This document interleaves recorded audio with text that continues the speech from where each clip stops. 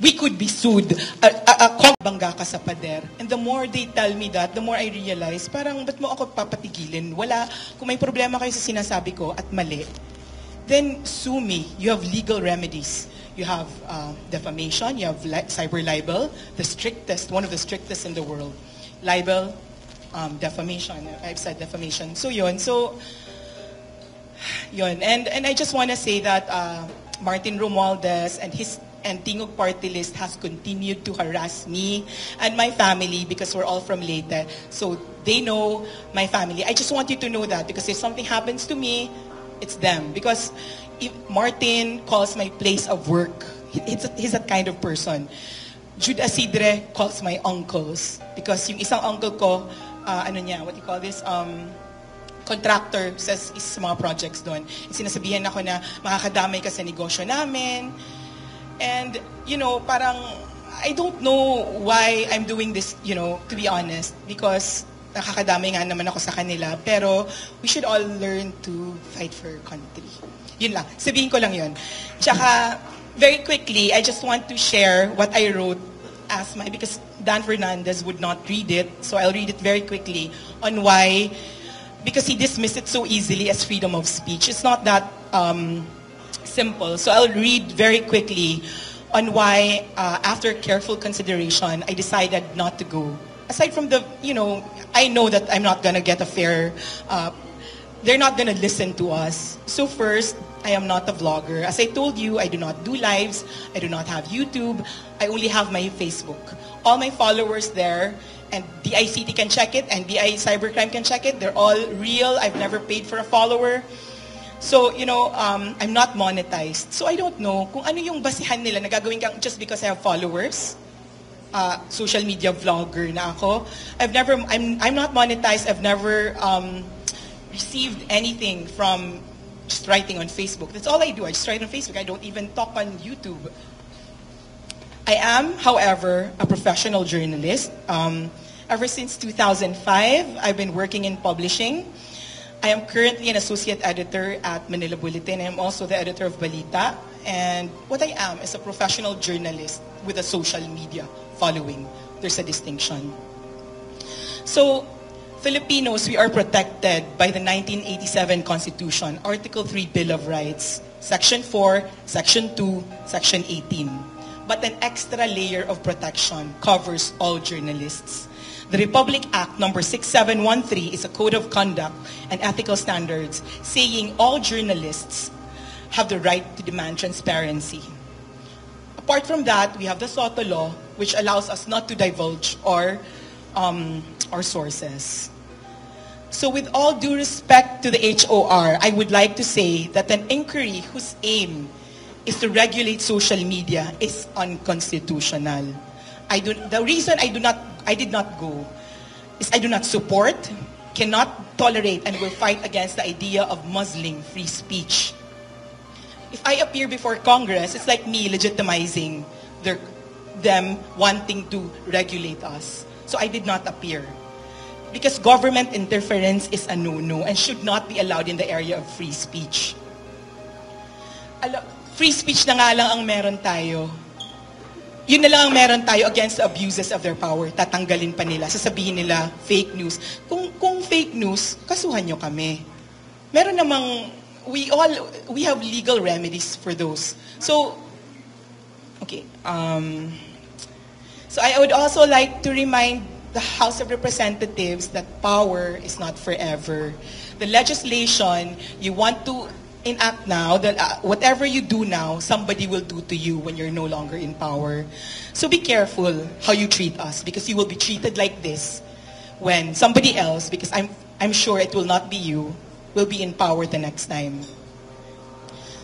I also take very deep offense that Representative Barbers said that he will invite narco vloggers, pogo vloggers, and fake news spreaders in the hearing, which he has repeatedly said, not just in the halls of Congress, but also in various interviews by media, which done in his home is not covered by his parliamentary immunity.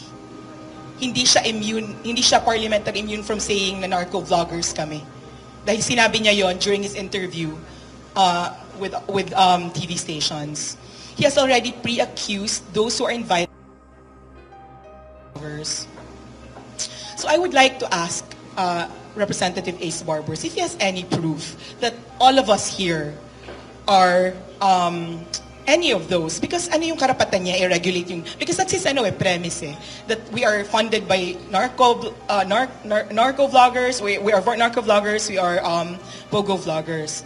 So in this regard, we will, if he forces us, petition the court for habeas data so that the Congress will be compelled to release any document that show why suddenly he is accusing us of being narco and pogo vloggers.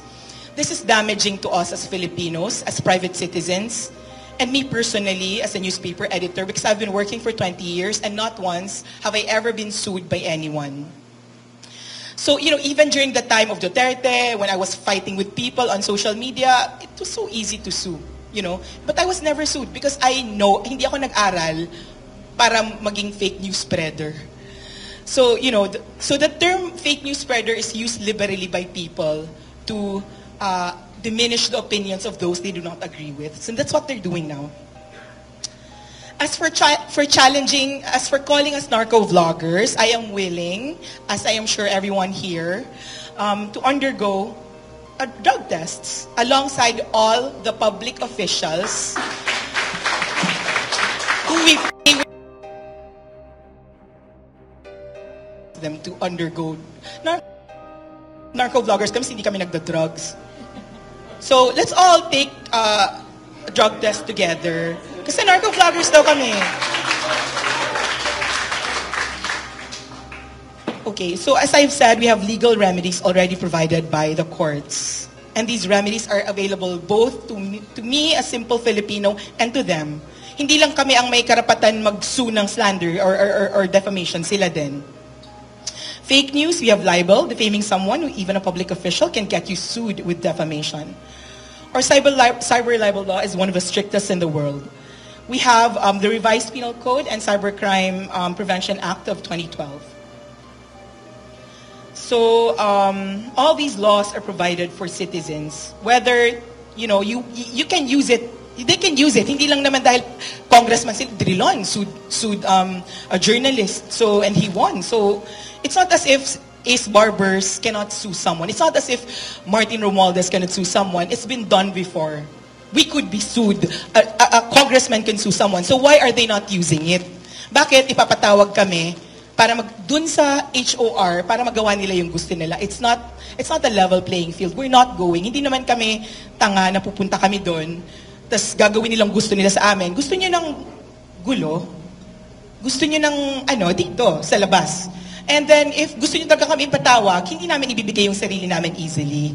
You will go through legal hoops to get us. Hindi kami tanga, hindi kami aso, na pupunta kami sa HR kasi pinatawag niyo kami. Kung gusto niyo kaming kunin, makukuha niyo kami, pero paghihirapan niyo. And malalaman ng buong mundo kung anong ginagawa niyo. We will not allow it. Hindi kami ignorante, we know our rights. And then another one, I'll wrap this up quickly. I have not spoken in many years. So, and also, I would like to share my observation that the invite list is composed of anti-administration bloggers. They have two, token, pro-admin bloggers, dalawa.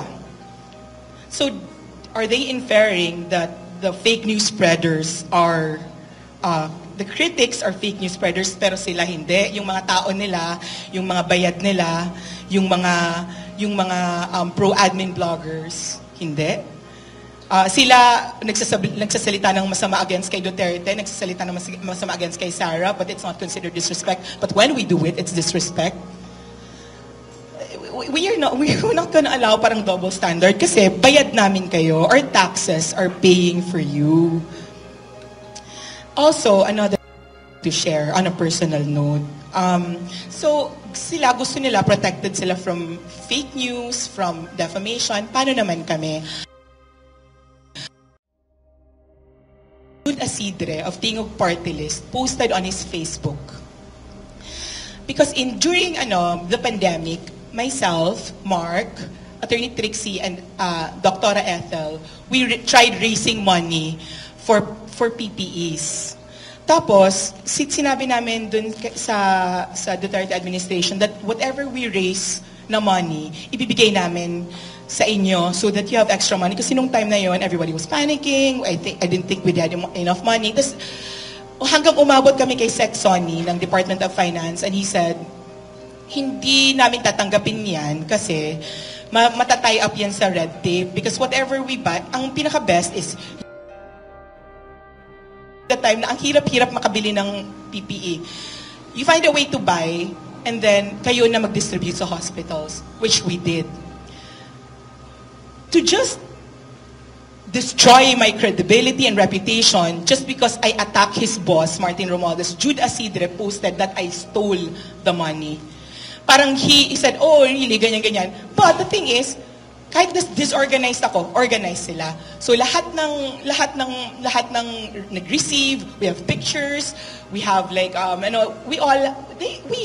more importantly, that's a private fundraising. Hindi yan taxes ng tao. That's a private fundraising event and we were accountable to all our donors. So ginamit nila yon. So just because they want to use something against you, kasi hindi naman pwedeng awayin kanila, tapos wala silang gagamitin sa'yo, so ginamit nila yon from 2020.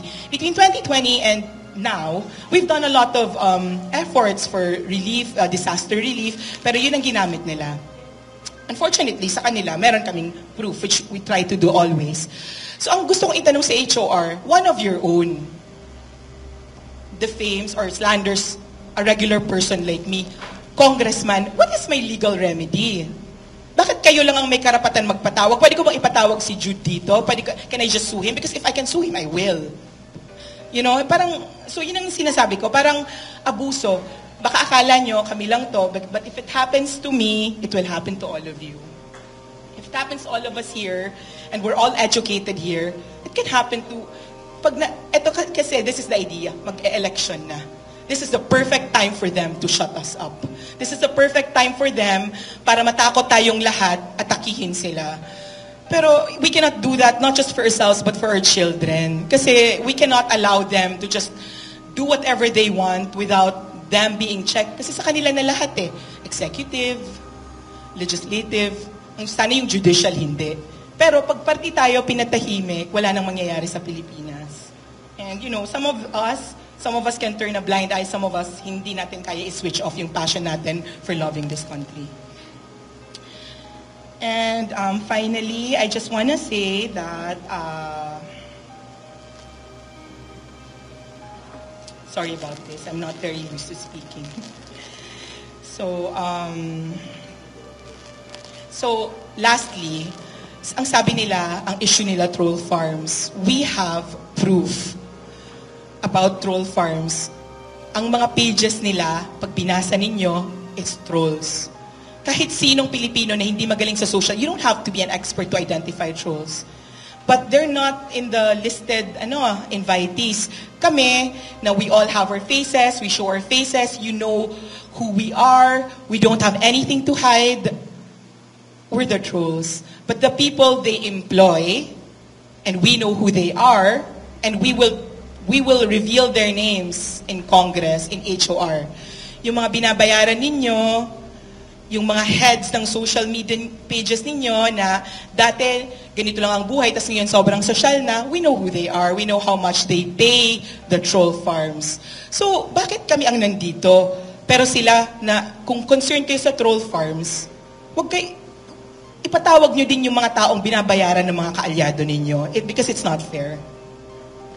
So just to reiterate, the reason that I am not going, and I will not go until the Supreme Court forces me to, is that, or a law, there's a law or whoever tells us to go, but they're not going to get us that easy, is that first, to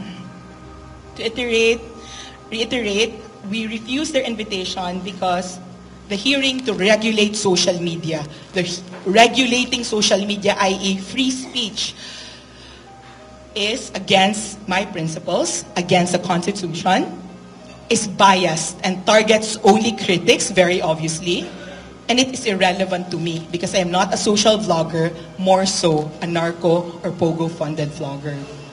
Meanwhile, we have to fight for every Filipino, rich or poor, with 1 million followers or with 1 follower, government or pro-government. Because as Voltaire said, and as the President Duterte kept repeating, I may not agree with what you say, but I will defend your right to say it. So we will exhaust all legal remedies to protect our right for free speech, our right to criticize, and we will use our voices, and we will not waver, even in the face of threat and intimidation. Thank you.